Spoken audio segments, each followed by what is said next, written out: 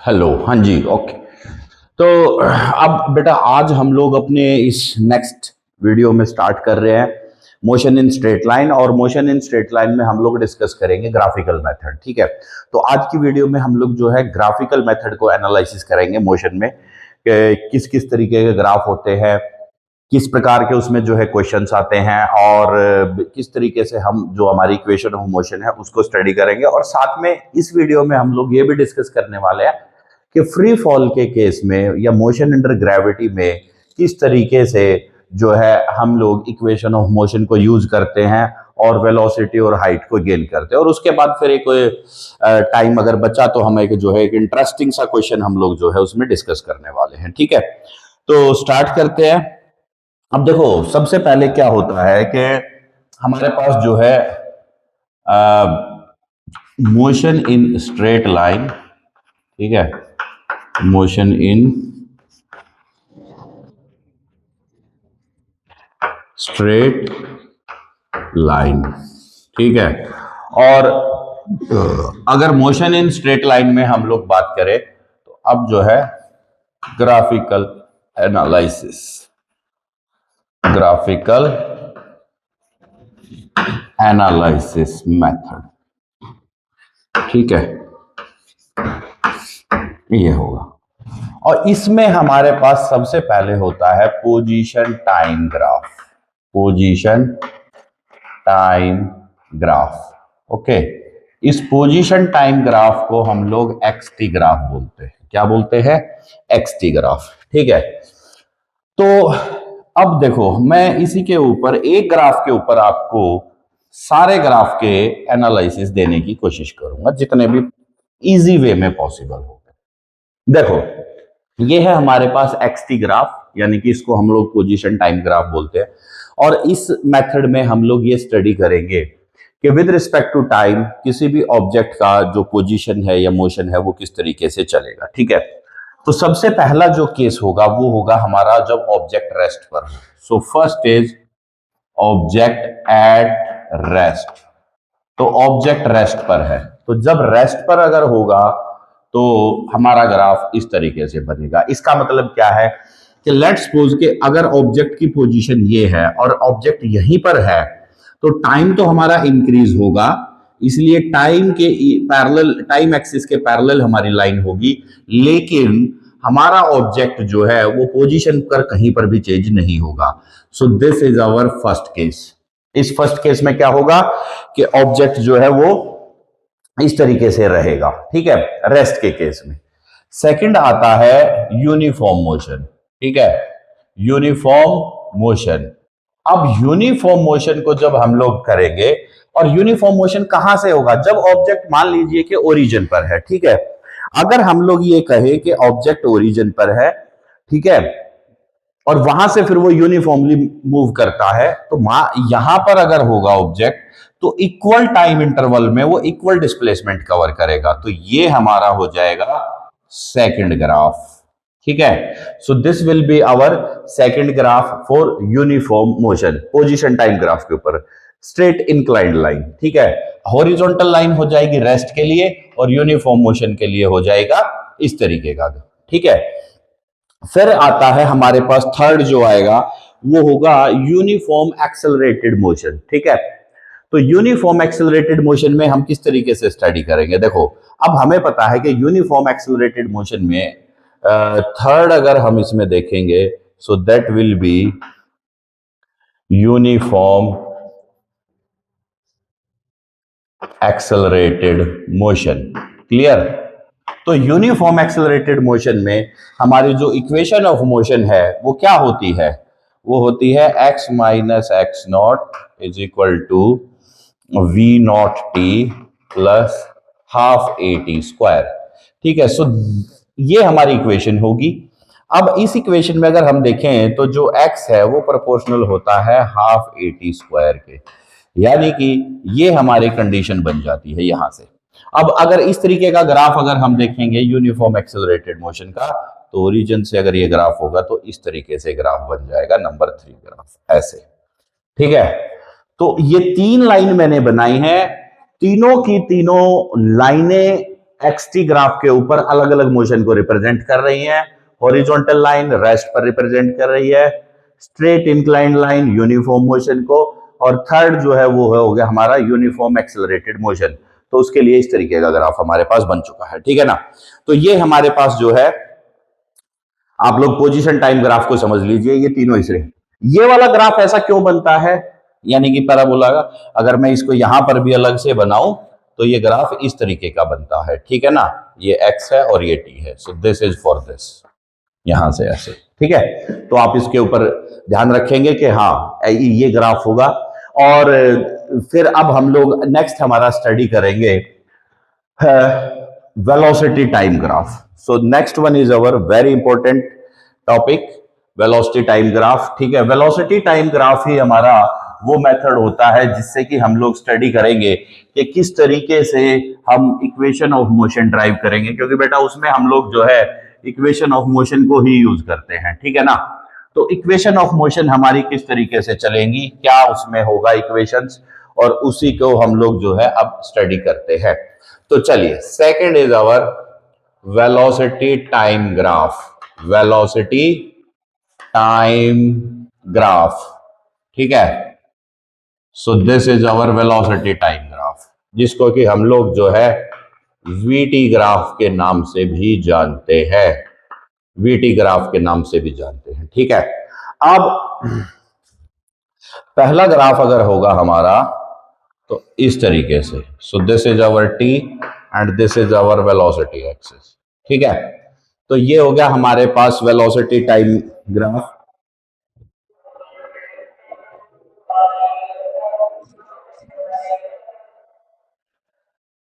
ठीक है, तो ये हो गया हमारे पास वेलोसिटी टाइम ग्राफ। अब इस वेलोसिटी टाइम ग्राफ को हम लोग किस तरीके से, देखो वेलोसिटी टाइम ग्राफ में अगर हम देखें तो सबसे पहले होगा हमारे पास यूनिफॉर्म मोशन, ठीक है। तो यूनिफॉर्म मोशन में हम किस तरीके से स्टडी करेंगे, देखिएगा। यूनिफॉर्म मोशन का मतलब होता है कि वेलोसिटी कांस्टेंट है, क्या है, वेलोसिटी कांस्टेंट है। So our first case is of uniform motion, uniform motion, ठीक है। तो क्लियर। तो अब यूनिफॉर्म मोशन में वीटी ग्राफ में जो वेलोसिटी है वो कांस्टेंट हो जाएगी। अगर वेलोसिटी कांस्टेंट होगी तो ये ग्राफ हमारा इस तरीके से बन जाएगा। So this will be our VT graph for this constant motion, ठीक है। तो ये होगा बेटा हमारा velocity time graph, VT graph for the uniform motion, ठीक है। ओके, अब हमारे पास नेक्स्ट हमारा जो होगा वो होगा uniform accelerated motion, uniform accelerated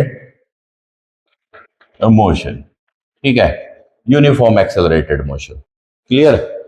तो एक मिनट इसको थोड़ा सा हम लोग जो है हटा देते हैं।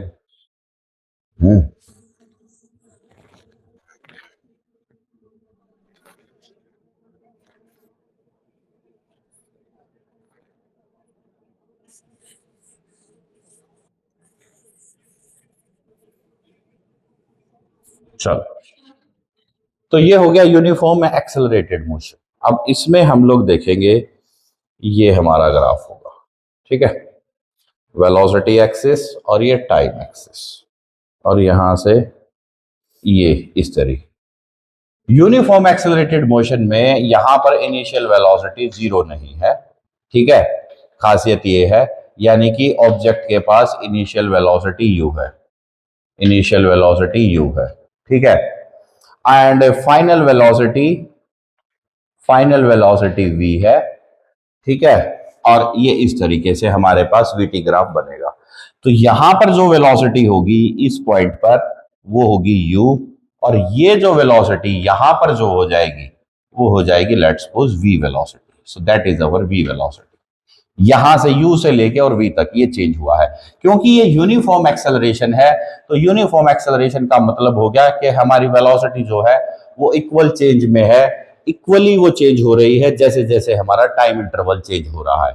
तो इसको हम लोग जो है वीटी ग्राफ में इस तरीके से स्टडी करेंगे। अब इन दोनों ग्राफ का मैं ना आपको एनालिसिस बता। देखो एक बात याद रखना, एक बात याद रखना कि आपको पता है कि डिस्प्लेसमेंट का फॉर्मूला क्या होता है, velocity into time, velocity into time, ये फॉर्मूला होता है। अब अगर मान लीजिए हमारे पास ये ग्राफ है और बेटा इस ग्राफ में हम लोग यहां से ऐसे, ये हम इसका एरिया अंडर द कर्व निकालेंगे, तो यहां पर अगर मान लीजिए वेलोसिटी v है, ठीक है, यहां पर अगर वेलोसिटी v है, ठीक है, और यहां पर अगर टाइम t है, तो v इंटू टी ये क्या बन गया, डिस्प्लेसमेंट, डिस्प्लेसमेंट बन गया ये, ठीक है। तो आप एक बात याद रखो कि वीटी ग्राफ के ऊपर एरिया अंडर द कर्व जो है वो आपको डिस्प्लेसमेंट देगा। तो क्या कंक्लूजन निकला, on VT graph, on VT graph area under curve, area under curve gives displacement. ये हमारे को इसमें पता लगेगा। ये बहुत इंपॉर्टेंट पॉइंट है, बहुत इंपॉर्टेंट फैक्टर है, आपको इसको याद रखना है कि वीटी ग्राफ में एरिया अंडर द कर्व क्या देगा, आपको डिस्प्लेसमेंट देगा। So this line is very much important. इसका आप लोग जो है नोटबुक में अपनी में इसको नोट करें तरीके से, इसको ना पूरे को अपनी कॉपी में लिख लो यार, बढ़िया तरीके से, कोई आपको दिक्कत नहीं आएगी, ठीक है। तो ये हो गया हमारे पास वेलोसिटी टाइम। और अगर मान लीजिए कि अब हमारे पास ये ग्राफ है, तो इसका एरिया अंडर द कर्व कैसे आएगा, इस तरीके से, ये आ गया। अब ये क्या बन गया, एक ट्रेपेजियम बन गया, ठीक है। और यहां से अगर मैं इसको कनेक्ट कर दूं तो ये एक राइट एंगल ट्राइंगल है, ये एक रेक्टेंगल है, ठीक है। इसी ग्राफ को हम लोग यूज करके इक्वेशन ऑफ मोशन को ड्राइव करते हैं। तो अब मैं आपके साथ इक्वेशन ऑफ मोशन को डिराइव करता हूं वीटी ग्राफ की हेल्प से, ठीक है। और फिर हम इसके बाद में और भी हमारे जितने भी वेलोसिटी टाइम ग्राफ होंगे सभी हम लोग एनालिसिस करेंगे, ठीक है।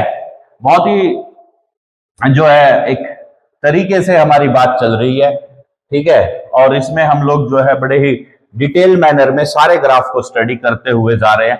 एक एक ग्राफ को हम बड़े तरीके से एनालिसिस कर रहे हैं, एक एक ग्राफ को हम बड़े तरीके से जो है उसको स्टडी कर रहे हैं, उसके पैरामीटर्स को देख रहे हैं कि किस तरीके से इस ग्राफ में क्या क्या चेंजेस हो सकते हैं या होते हैं, ठीक है। तो वो अब हम लोग जो है ध्यान में रखेंगे। तो देखो अब हम लोग बात करते हैं derivation of equation of motion. तो इक्वेशन ऑफ मोशन को अब हम लोग डिराइव करते हैं। तो कैसे करेंगे, देखो सबसे पहले तो एक यूनिफॉर्म एक्सेलरेटेड वीटी ग्राफ बनाएंगे। So this is our time axis, ये हमारा टाइम एक्सिस है और ये है हमारा वेलोसिटी एक्सिस, ठीक है। इसमें हम लोग यहां से ऐसे हमने एक यूनिफॉर्म एक्सेलरेशन बना लिया, ओके।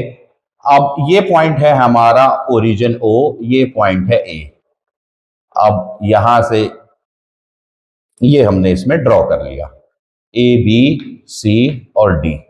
ये ओ ए है, this is u, O D है टी, ठीक है, ए सी भी इक्वल है। और यहां पर ये जो वैल्यू है ये वी हो गई, तो बी सी की वैल्यू हो गई वी माइनस यू, ठीक है, क्लियर। तो इसको है ना थोड़ा सा मैं बड़ा बना देता हूं, मेरे ख्याल से ये ऐसे मजेदार आएगा नहीं आपकी स्क्रीन पर, ठीक है। मुझे कुछ अच्छा सा मजा नहीं आ रहा यार इसको लिखने में ना, क्योंकि छोटा सा बन गया। तो अब छोटे से ग्राफ में तो कोई मजेदार बात नहीं होती है, बड़ा बनाएंगे हम लोग, ठीक है, ऐसे ऐसे। सो this is our time axis, this is our velocity axis, ठीक है। और ये हो गया हमारा ग्राफ यूं, यहां से ऐसे, ये हमने इसकी ज्योमेट्री कंप्लीट कर ली। ये ओ पॉइंट है, ये ए पॉइंट है, ये बी पॉइंट है, ये सी है और इसका नाम हमने रख दिया डी। ओ ए को हमने नाम दिया यू, ओ डी को नाम दिया टी, ठीक है, और बी सी को नाम दिया वी माइनस यू, क्लियर। तो अब देखो यहां पर हमने ये ग्राफ ड्रॉ कर लिया है।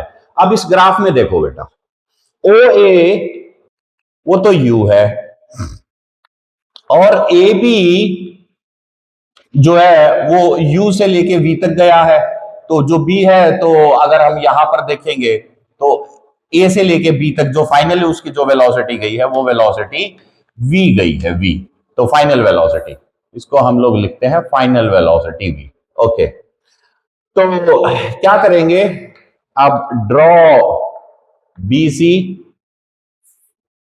B C, okay, B C करेंगे, okay, and join A C, A C को ज्वाइन कर दिया, and then join C D, join C D, ठीक है। अब इस तरीके से चलिएगा, देखते हैं। अब देखो, इसमें हमारे पास पता है बेटा, तो फर्स्ट इक्वेशन ऑफ मोशन के लिए हमें पता है एक्सेलरेशन क्या होता है। एक्सेलरेशन होता है slope of VT graph, slope of VT graph, slope of VT, ठीक है। डिस्प्लेसमेंट क्या होता है, एरिया अंडर द कर्व, ठीक है।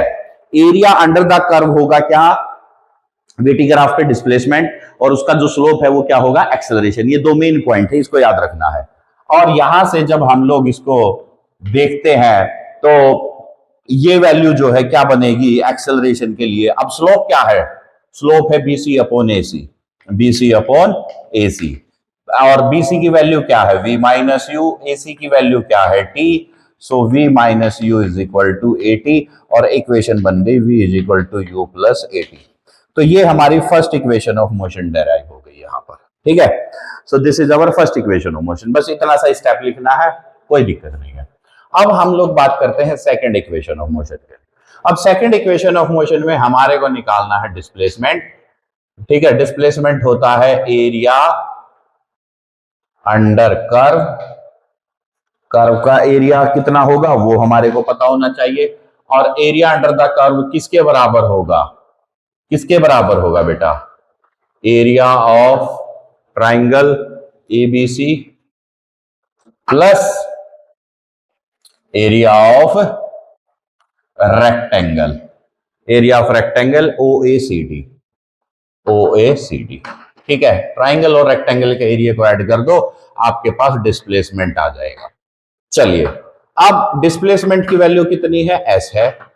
एरिया ऑफ रेक्टेंगल कितना होगा, ओ ए इंटू ओ ए इंटू ओ डी, ओके, ये हो गया जी, प्लस, और एरिया ऑफ ट्राइंगल क्या होगा, बोलो, half base into height, half base यानी कि एसी इंटू हाइट बीसी। अब इन सब की वैल्यूज को हमने यहां पर डाल देना, कुछ भी नहीं करना है। एस की वैल्यू, ओ ए की वैल्यू है यू, ओ डी की वैल्यू है टी, ये हो गया हाफ, एसी की वैल्यू है टी, और बीसी की वैल्यू, बीसी की वैल्यू यहां से देखो, बीसी की वैल्यू यहां से क्या होगी, ए इंटू टी, ठीक है। तो अगर मैं बीसी की वैल्यू को डिफाइन करूं तो बीसी की वैल्यू हो जाएगी ए इंटू टी, ए टी हो जाएगा। तो यहां पर अब हम लोग ए टी को मल्टीप्लाई कर देंगे, तो एस की वैल्यू हो गई U T plus half a t square. इस तरीके से हम लोग जो है इस कंप्लीट डिस्प्लेसमेंट को कैलकुलेट करते हैं। तो ये हो गया हमारे पास सेकंड इक्वेशन ऑफ मोशन, ठीक है। ये हो गया हमारे पास फर्स्ट। अब निकालते हैं हम लोग थर्ड इक्वेशन ऑफ मोशन, ठीक है। तो थर्ड इक्वेशन ऑफ मोशन को कैसे कैलकुलेट करेंगे, बहुत ही इंटरेस्टिंग है और बहुत ही सिंपल है बेटा, ठीक। तो देखो क्या रहेगा,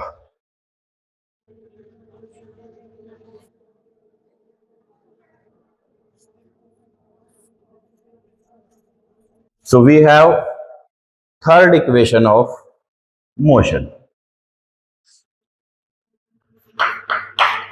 third equation of motion, ऐसे हो गया।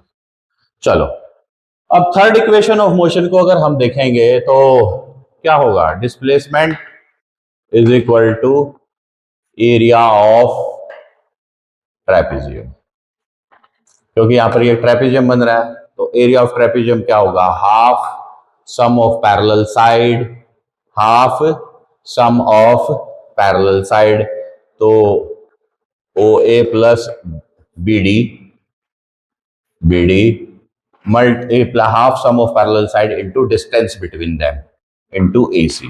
अब ए सी की वैल्यू को आप मल्टीप्लाई, ठीक है, चलो बहुत इजी है। अच्छा, एसी की वैल्यू अब हमें कैलकुलेट कर, अब देखो एसी क्या बनेगा, एक्सेलरेशन होता है बीसी अपॉन एसी, ठीक है।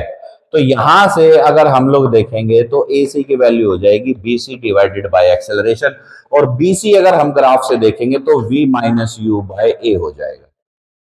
चलो, तो डिस्प्लेसमेंट एस है। चलो, अब यहां तो हम डिस्प्लेसमेंट ही लिखते हैं।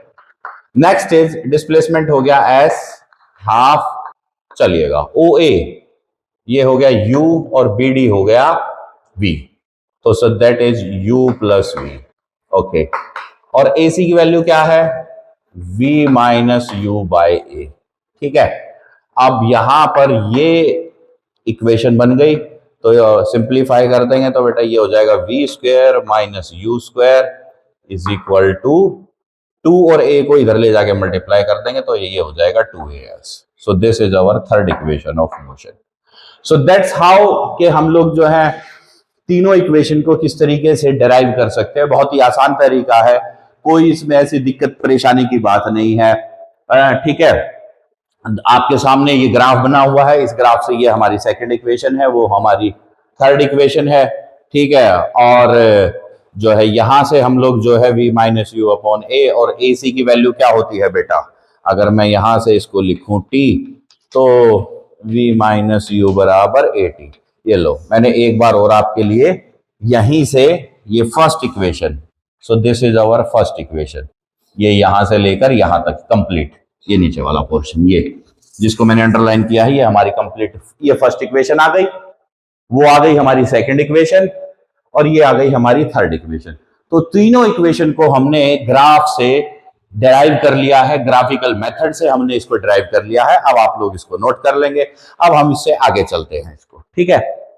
चलो, तो थर्ड इक्वेशन हो गया है बेटा। इस वीडियो को पॉज करके इस पूरी डेरिवेशन को लिखना है, और जितना भी जहां से ये स्टार्ट हुई है, जैसे जैसे मैंने लिखा है वैसे ही आपको हर एक पॉइंट अपनी कॉपी में लिखना है।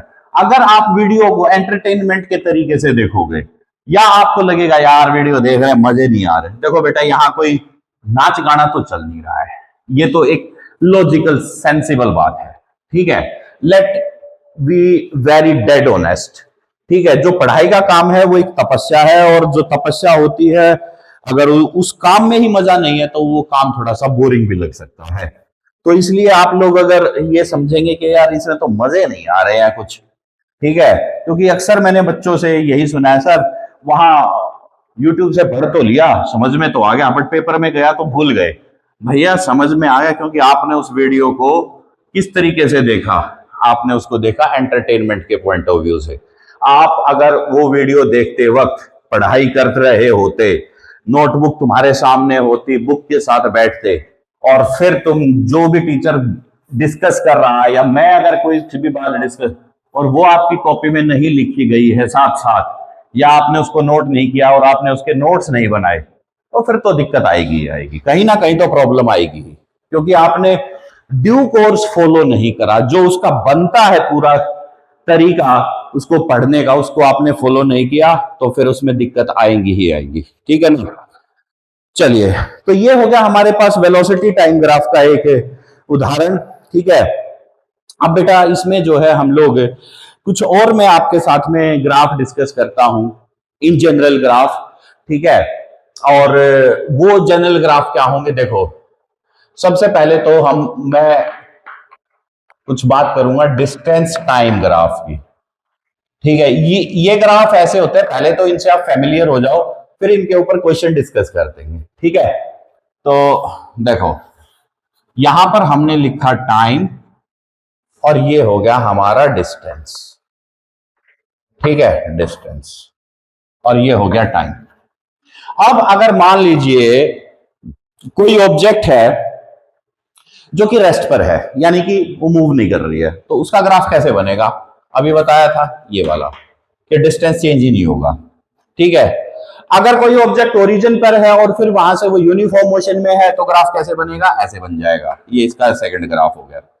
अगर ऑब्जेक्ट एक्सेलरेशन मोशन में है, एक्सेलरेशन में है, तो कैसे होगा, अगर उसकी स्पीड बढ़ने लग जाए तो ये ऐसे हो जाएगा, ये होगा यूनिफॉर्म एक्सेलरेटेड मोशन का ग्राफ, ठीक है। अगर मान लीजिए कि रिटार्डेशन आ जाए, रिटार्डेशन रिटार्डेशन, तो डिस्टेंस और टाइम, रिटार्डेशन में ग्राफ का स्लोप इस तरीके से आ जाएगा। So this is for retardation, so this is for retardation, याद रखना इसको। और ये जो थर्ड है, this is for acceleration, acceleration, and this is for uniform motion, ये ग्राफ, और ये होगा एट रेस्ट। ठीक है, तो डिस्टेंस के हमारे सारे ग्राफ हो गए हैं। ठीक है, इन्हीं ग्राफ को आप लोग जो है स्टडी कर लेंगे और इनको आप लोग ध्यान रख लेंगे। कई बार बेटा क्या होता है कि पेपर में ना कंफ्यूज करने के लिए आपको ये पूछ लिया जाता है कि क्या ये ग्राफ पॉसिबल है या नहीं है, आपकी इन डेप्थ स्टडी को। जैसे कि अब मैं आपको बताऊं, मैं आपको डिस्टेंस टाइम ग्राफ के ऐसे ग्राफ बनाऊंगा, तीन ग्राफ बनाऊंगा, और तीनों के तीनों ग्राफ बनाने इम्पॉसिबल हैं। ठीक है, लेकिन वो कई बार क्वेश्चंस में टीचर पूछ सकता है। जैसे कि एक ग्राफ तो बन गया ऐसा, ठीक है, डिस्टेंस टाइम ग्राफ में ये ग्राफ पॉसिबल नहीं है, these are not possible graph, ये ग्राफ नहीं बनेंगे कभी भी, दीज आर द एक्सेप्शंस। अगर ऐसा टीचर आपसे पूछता है तो वो आपको कंफ्यूज करने के लिए आपका आंसर होना sir this type of graph is not possible and also this kind of motion is also not possible, क्योंकि ग्राफ जब पॉसिबल नहीं है तो उसका मोशन भी पॉसिबल नहीं है। ठीक है, तो पहला तो ये, इसका मतलब क्या है कि डिस्टेंस तो बढ़ रहा है लेकिन टाइम नहीं बढ़ रहा है, तो ये पॉसिबल नहीं है। एक इस तरीके का ग्राफ डिस्टेंस टाइम में, इसका मतलब ये हो गया कि एक ही टाइम पर ऑब्जेक्ट के दो अलग अलग पॉइंट हैं डिस्टेंस के, ऐसा नहीं हो सकता है। डिस्टेंस पर कोई भी ऑब्जेक्ट है वो एक ही टाइम में दो अलग अलग जगह प्रेजेंट नहीं हो सकता है। तो ये हो गया हमारा डिस्टेंस टाइम ग्राफ का एक और क्वेश्चन। अच्छा, टाइम के साथ डिस्टेंस कभी भी बढ़े घट नहीं सकता, डिस्टेंस की खासियत है। अगर मान लीजिए कि टीचर ने आपको इस तरीके का ग्राफ बना के दे दिया, ये वाला ग्राफ ऐसे, तो ये ग्राफ भी पॉसिबल नहीं है, ये भी पॉसिबल नहीं है, और ये तीनों ग्राफ पॉसिबल नहीं, क्योंकि जैसे जैसे टाइम बढ़ रहा है वैसे वैसे डिस्टेंस घट रहा है। ये तीनों ग्राफ पॉसिबल नहीं है। अगर आपको ऐसी शेप मिल जाए तो ये याद रखना कि ये ग्राफ नहीं बन सकते कभी भी। ठीक है, तो असर्शन रीजनिंग में या एमसीक्यू में या किसी भी तरीके से आपको कंफ्यूज करने के लिए इस तरीके का क्वेश्चन आपसे पूछा जा सकता है। ठीक है, तो डिस्टेंस टाइम ग्राफ के हमारे सारे ग्राफ कंप्लीट हो गए हैं। ठीक है, इसके अलावा आपको इसमें कोई बहुत ज्यादा से और अलग से ग्राफ नहीं मिलेंगे देखने को। अब हम लोग आगे बात करते हैं स्पीड और टाइम ग्राफ में। ठीक है, क्योंकि वेलोसिटी टाइम ग्राफ तो मैंने आपसे डिस्कस कर ही लिया है। अब मैं आपसे डिस्कस करता हूं स्पीड टाइम ग्राफ। ठीक है, तो स्पीड टाइम ग्राफ किस तरीके से हम लोग स्टडी करेंगे। देखो, स्पीड क्या है, distance upon time. Distance upon time का मतलब क्या है कि भैया ऑब्जेक्ट कितना तेजी से मूव कर रहा है। ठीक है ना, ऑब्जेक्ट कितना तेजी के साथ मूव कर रहा है। ऑब्जेक्ट कितना तेजी के साथ मूव करेगा ये हमारे को कैसे पता लगेगा। ठीक है, तो इसमें ऑब्जेक्ट के काफी सारे मोशन हमारे को देखने को मिलते हैं। ठीक है, तो वो हम लोग जो है अब इसमें देखेंगे क्या होगा। देखो, स्पीड और टाइम, ये टाइम है और यहां पर स्पीड है। ठीक है, अब जैसा वेलोसिटी टाइम में होता है कि अगर कांस्टेंट स्पीड है तो ये हो जाएगा first graph, this is for constant speed. ठीक है, ये हो जाएगा एक्सेलरेशन के लिए, एक्सेलरेशन, ये दूसरा ग्राफ। ठीक है, दो ग्राफ हमारे बन गए। ओके, अब देखो इसी एक्सेलरेशन वाले को ही है ना, मैं आपके सामने दो तरीके के रख सकता हूं। अगर मान लीजिए ये स्पीड है यहां पर, यहां टाइम है, अब ये तो क्या हो गया, एक्सेलरेशन, एक्सेलरेशन हो गया। ठीक है, यानी कि आपका जो स्पीड है वो बढ़ रहा है टाइम के साथ। ओके, और यहां पर ये ग्राफ इधर आ गया, इसका मतलब क्या हो गया कि टाइम के साथ आपका जो स्पीड है वो घट रहा है।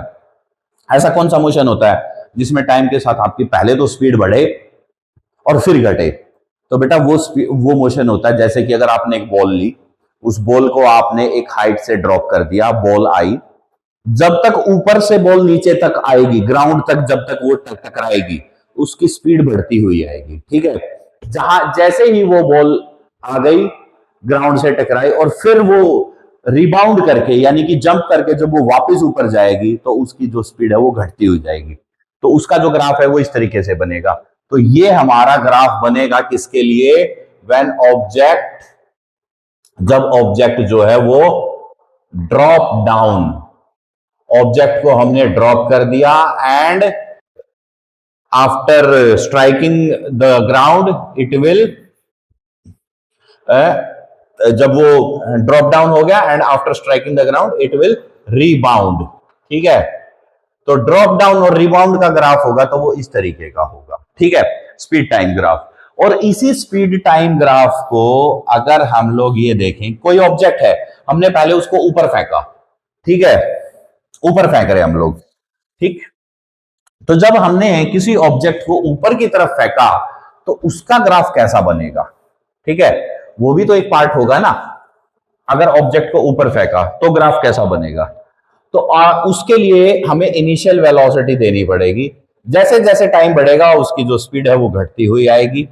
ठीक है, और यहां से फिर उसकी जो स्पीड है वो बढ़ती हुई जाएगी इस तरीके से। ये यहां से ऐसे बन जाएगा। ठीक है, पहले क्या है, टाइम के साथ ये घट रहा है, फिर ये बढ़ रहा है। ये कैसे होगा? ऑब्जेक्ट को हमने ऊपर दिया, यूं करके फेंका, तो जैसे ही हमने उसको ऊपर फेंका तो वो अपनी एक पर्टिकुलर हाइट तक जाएगा। वहां पर जाने के बाद उसकी स्पीड जो है वो 0 हो जाएगी और वहां से फिर वो वापस नीचे आना स्टार्ट करेगा। तो जब वो नीचे आना स्टार्ट करेगा तो फिर उसकी स्पीड बढ़नी शुरू हो जाएगी। ठीक है, तो इस केस में ये वाला रीजन तो है एक्सेलरेशन का और ये वाला एक्सिस जो है वो रिटार्डेशन का है। यहां से यहां तक रिटार्डेशन हो रहा है, यहां से यहां तक एक्सेलरेशन हो रहा है। और ये ग्राफ किसका है? ऑब्जेक्ट थ्रोन अप, जब ऑब्जेक्ट को हमने ऊपर फेंका यूं करके। तो जब हमने ऑब्जेक्ट को ऊपर की तरफ फेंका तो ग्राफ हमारा इस तरीके का बनेगा। ठीक है, तो ये हो गए हमारे पास स्पीड और टाइम के ग्राफ के कुछ इंपॉर्टेंट एस्पेक्ट्स जो कि हमारे पेपर में हमसे बहुत पूछे जाते हैं। ठीक है, अब अगर मैं यहीं से आपके वेलोसिटी टाइम ग्राफ लूं तो वेलोसिटी टाइम ग्राफ भी हमारे सेम होते हैं। देखो, दिस इज आवर वेलोसिटी। ठीक है, ये हो गया हमारा वेलोसिटी टाइम ग्राफ। यहां वेलोसिटी और टाइम है, ये भी हमारा कांस्टेंट वेलोसिटी के लिए है। ठीक है, ये हमारा एक्सेलरेशन के लिए है। ठीक है, और यहां पर अगर हम वेलोसिटी रिमूव कर दें तो कंडीशन सेम रहेगी। ठीक है, बिल्कुल सेम रहेगी, कोई चेंजेस नहीं होने वाले हैं क्योंकि यहां पर भी रिटार्डेशन है, एक्सेलरेशन है, कोई प्रॉब्लम नहीं है। वेलोसिटी टाइम ग्राफ में बस एक ग्राफ है जो डिफरेंट होता है। कौन सा? जब वेलोसिटी नेगेटिव हो, डिक्रीज होनी स्टार्ट हो।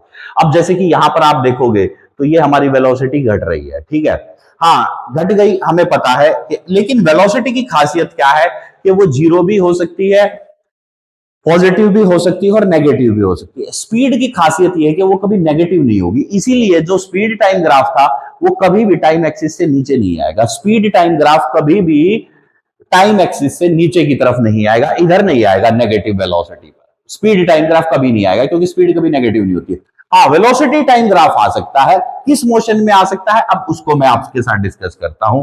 वो किस मोशन में आ सकता है और क्या उसकी कंडीशन होगी, वेलोसिटी टाइम ग्राफ है। ठीक है, तो अब इसको हम लोग जो है करते हैं। तो देखो, अब यहां पर अगर ये तो रिटार्डेशन का ही आ गया ग्राफ, हमारे को पता है कि जी रिटार्डेशन हो रही है तो इस तरीके से। चलिए, ये हो गया और यहां से ये इधर आ गया। अब देखो बेटा, ये वेलोसिटी है, यहां टाइम एक्सिस है और यहां से ये इस तरफ आ गया। ठीक है, नेगेटिव वी के लिए। इसका मतलब क्या हुआ कि ऑब्जेक्ट के पास पहले तो इनिशियल वेलोसिटी थी, ठीक है, और उसकी वेलोसिटी जो है वो डिक्रीज होते हुए आ रही है, बिल्कुल आ रही है, तो रिटार्डेशन तो होगा ही होगा। या अब इस तरीके से अगर है तो रिटार्डेशन है, वो अपने पॉइंट पर पहुंच गया एंड देन इसका मतलब वो ओरिजिन पर पहुंच गया। यहां पर ये जो पॉइंट है ना, इसका मतलब ये है कि वो ओरिजिन पर पहुंच गया। इसके बाद क्या होगा कि अगर वो उस पॉइंट को ओवरशूट करके आगे चला जाए तो वो यहां पर पहुंचेगा। अब इसको कैसे डिफाइन करेंगे? ऐसे मान लीजिए ऑब्जेक्ट ये है, यहां पर ओरिजिन है और यहां पर ओरिजिन के बाद में ये हमारा एक पॉइंट है। So this is our one point. यहां से ऑब्जेक्ट जो है वो इनिशियल वेलोसिटी के साथ मूव करता है। ठीक है, तो वो इधर से आ रहा था, ठीक है, कोई कोई गाड़ी है, मान लीजिए कोई गाड़ी है, वो इधर से आ रही थी, अगर आते हुए वो गाड़ी के ब्रेक लगने हमने स्टार्ट कर दिए क्योंकि स्पीड से आ रही थी, ठीक है, और उसकी वेलोसिटी काफी हाई थी मैग्नीट्यूड में, अगर वेलोसिटी मैग्नीट्यूड में हाई थी और हमने ब्रेक अप्लाई कर दिए, तो अब उसकी जो वेलोसिटी है वो यहां तक यूनिफॉर्मली डिक्रीज होगी। अगर वो यहां नहीं रुकी और इस पॉइंट को आगे तक चली गई, मान लीजिए वो यहां रुकी, ये कौन सा मोशन है, स्ट्रेट लाइन के ऊपर, जब आपने गाड़ी के ब्रेक लगा दिए और गाड़ी को आप जहां रोकना चाहते थे वहां नहीं रुकने के बाद वो अगर आगे उससे चली जाती है, तो मोशन तो आपको स्ट्रेट लाइन होगा, ग्राफिकली कैसा आप उसको बनाओगे वेलोसिटी टाइम को, सो वो इस तरीके से आएगा, रिटार्डेशन को दिखाएगा, वेलोसिटी आपकी नेगेटिव होगी, हर बार डिक्रीज होगी, इस पॉइंट पर वेलोसिटी हमारी जो है वो जीरो होगी, लेकिन उसके बाद अगर वो यहां तक जाता है तो इसका मतलब नेगेटिव वेलोसिटी। सो अब यहां पर पॉजिटिव और नेगेटिव वाले केस में हमेशा ये याद रखना है कि ये जो केस है हमारा, ये जो केस है हमारा, ये बहुत इंपॉर्टेंट है, क्वेश्चंस बहुत आते हैं इस केस के ऊपर, बहुत क्वेश्चंस आते हैं, ठीक है, तो वो हमारे को बेटा ध्यान रखना है कि किस तरीके से हमारे ग्राफ बनते हैं, क्या हमारी सिचुएशन होती है, किस तरीके से हम इनको जो है स्टडी कर सकते हैं, ठीक है।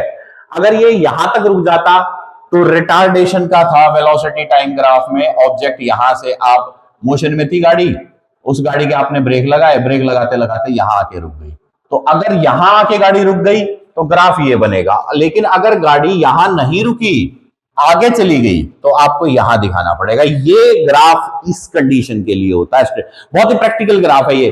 आप रोड पे चल रहे हो, सीधे रोड के ऊपर आपके सामने कोई गाड़ी है, आपने उसमें जो है ब्रेक लगाए, ठीक है, अगर वो ठुकने से बच गई तो वो ये है, ठीक है, अगर वो ठुक के और उसको आगे उठा ले गई तो वो फिर ये ग्राफ है, बात समझ में आ गई। तो इस तरीके से जो है हम लोग इसको स्टडी कर लेते हैं, और वेलोसिटी टाइम ग्राफ में हमें पता है कि भैया ये तो हो गया हमारे पास एक्सेलरेशन का ग्राफ, ठीक है ना। अब देखो इसी में हम लोग जो है और भी हमारे ग्राफ होते हैं जिसमें कि हम लोग जो है ध्यान रखते हैं कि इंक्रीजिंग एक्सेलरेशन कैसे होगी, एक्सेलरेशन तो है, इंक्रीजिंग एक्सेलरेशन कैसे होगी, तो इंक्रीजिंग एक्सेलरेशन होगी यहां पर ऐसे। सो अगर ये ग्राफ बनता है इसमें तो ये होगा हमारा इंक्रीजिंग एक्सेलरेशन, तो इंक्रीजिंग एक्सेलरेशन इसको याद रखेंगे, इंक्रीजिंग एक्सेलरेशन, ये इस तरीके से आप लोग जो है इसको ध्यान में ले आएंगे, ठीक है। तो इंक्रीजिंग एक्सेलरेशन का पार्ट हमारा यहां हो जाएगा, ये होगा कांस्टेंट वेलोसिटी का, ये है एक्सेलरेशन का, इंक्रीजिंग एक्सेलरेशन का, दिस इज फॉर रिटार्डेशन, अगर ऑब्जेक्ट अपने पॉइंट को ओवरशूट कर जाता है तो वो यहां आ जाएगा। तो ये हो गया हमारे वेलोसिटी टाइम ग्राफ के, इसी में हमने जो है वेलोसिटी के सभी ग्राफ को हमने एनालिसिस कर लिया है, सभी को हमने जो है स्टडी कर लिया है, ठीक है। अब मैं आपके साथ में डिस्कस करूंगा कुछ एक्सेलरेशन टाइम ग्राफ, ठीक है, एक्सेलरेशन टाइम ग्राफ कैसे होंगे, ठीक है। वेलोसिटी टाइम हो गया, स्पीड टाइम हो गया, और जो है पोजीशन टाइम हो गया, डिस्टेंस और टाइम के ग्राफ हो गए हैं, ठीक है, वो हमने सारे के सारे स्टडी कर लिए हैं। जो डिस्प्लेसमेंट टाइम ग्राफ है वो भी हमारा स्पीड जो डिस्टेंस टाइम ग्राफ है उसी तरीके से चलता है, ठीक है, उसमें एक ही डिफरेंस आएगा डिस्प्लेसमेंट टाइम ग्राफ में कि जब हमारा नेगेटिव डिस्प्लेसमेंट होगा, रिटार्डेशन अगर होगा तो उसको हम लोग किस तरीके से रिप्रेजेंट करेंगे, ठीक है। तो उसको अगर हमने शो करना हो ग्राफ के ऊपर तो वो कैसे करेंगे, सोच के देखो, आप लोग एक बार वीडियो पॉज करके खुद से बना के देखो कि कैसा ग्राफ बनेगा, कैसे आप उसको बना पाएंगे, ठीक है। बहुत ही इंटरेस्टिंग फैक्ट है और बहुत ही इंटरेस्टिंग उसमें वो बनेगा, कैसे बनेगा इधर देखते हैं। देखो ये हो गया हमारे पास डिस्प्लेसमेंट और ये हो गया हमारे पास टाइम। अब डिस्प्लेसमेंट टाइम में आप एक बात बताओ भाई, अगर इस तरीके से जा रहा है तो यूनिफॉर्म एक्सेलरेशन हो रही है, यानी कि, लेकिन अगर इस तरीके का डिस्प्लेसमेंट आएगा तो ये क्या होगा, इसका मतलब ये है कि रिटार्डेशन होगा, क्या होगा, रिटार्डेशन होगा, कि आपका जो यहां था, यहां के बाद इधर आते आते यूनिफॉर्म रिटार्डेड मोशन ग्राफ होगा ये आपका डिस्प्लेसमेंट टाइम के केस में। तो इसको आप लोग याद कर लेंगे, कोई बहुत मुश्किल सी बात नहीं है, बहुत ही इजी था ये भी एक कॉन्सेप्ट। अब मैं आपके साथ में डिस्कस करूंगा एक्सेलरेशन टाइम ग्राफ बेटा, ठीक है। तो ये होंगे हमारे acceleration time graph, acceleration time graph, ठीक है। अगर देखो यूनिफॉर्म एक्सेलरेशन है, ठीक है, तो वो इस तरीके से बन जाएगा। इसका मतलब एक्सेलरेशन कांस्टेंट है, ठीक है। क्या है? एक्सेलरेशन कांस्टेंट है। और एक्सेलरेशन कैसी है? पॉजिटिव है। पॉजिटिव एक्सेलरेशन और कांस्टेंट है, तो इस तरीके से। और अगर एक्सेलरेशन नेगेटिव है यानी कि रिटार्डेशन, तो वो आपको यहां पर बनानी पड़ेगी, ये याद रखना। सो this is for negative acceleration, यानी कि ऑब्जेक्ट जो है वो कॉन्स्टेंटली उसकी जो है एक्सेलरेशन जो है वो क्या हो रही है, उसकी जो स्पीड है या जो उसकी वेलोसिटी है वो कॉन्स्टेंटली डिक्रीज हो रही है, ठीक है। तो इस तरीके से ये हमारी बन जाएगी नेगेटिव एक्सेलरेशन, ठीक। इस तरीके से जो है हम लोग इसको ध्यान में रख पाएंगे। तो ये हमारे पास जो है यूनिफॉर्म एक्सेलरेशन के हमारे ग्राफ हो गए हैं, वेलोसिटी टाइम के हमारे ग्राफ हो गए हैं, पोजीशन टाइम के हमारे ग्राफ हो गए। तो बेटा आज की क्लास में मैंने complete graphical method motion in straight line का डिस्कस किया है। इसके नेक्स्ट वीडियो में हम लोग डिस्कस करेंगे ग्राफिकल मेथड के बहुत इंटरेस्टिंग और बहुत ही कॉम्प्लेक्स क्वेश्चंस, जो कि अक्सर पेपर में आते हैं और स्टूडेंट उनको गलत कर देते हैं। एक तो हम लोग कुछ ऐसे क्वेश्चन डिस्कस करेंगे और साथ में फ्री फॉल के लिए बात करेंगे, तो वो हमारा नेक्स्ट वीडियो में रहेगा। अभी के लिए इतना ही, ठीक है। Okay, till then enjoy, goodbye, have a good day, bye.